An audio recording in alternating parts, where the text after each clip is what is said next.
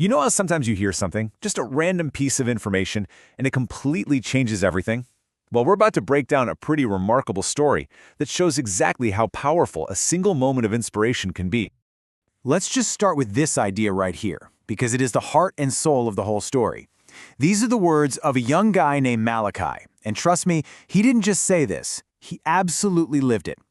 So, how does someone get that kind of confidence, that kind of grit? Well, Malakai's journey began in a place that probably sounds pretty familiar to a lot of us, feeling totally, completely stuck.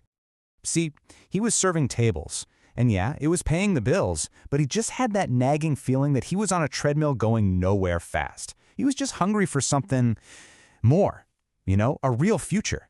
And then one day, he's listening to a podcast, just part of his daily routine, and they're talking about car sales. And just like that, a light bulb goes off in his head. He thought, wait a second, I could do that? That's something I can actually do. Okay, but here's the thing.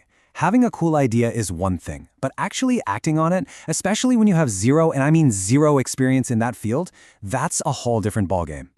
So Malakai's plan was, let's just say, unconventional. He didn't just sit at home sending out resumes into the void. Nope, he found a street that was just packed with car dealerships, and he decided he was going to walk into every single one and ask for a job. And he got told no again and again and again, but he just kept going, until finally, AutoNation Volvo said yes. And let this sink in for a second. He was starting from absolute scratch. He had no connections, no experience, and he didn't even know that much about cars. All he had was pure, raw determination. So you're probably asking, how on earth did he get a job with literally nothing on his resume? Well, he took his biggest weakness and he turned it into his superpower. Instead of trying to fake it till he made it, he just walked in and was brutally honest. He basically said, look, I don't know a thing, but I'm here, I'm ready to work, and I will learn faster than anyone if you just give me a shot. It was that authenticity, that vulnerability that actually got him the job. So, fast forward about a year, Malakai's killing it in his new career, and that same genuine personality, that natural ability to connect with people leads to a conversation that's about to open a whole new door.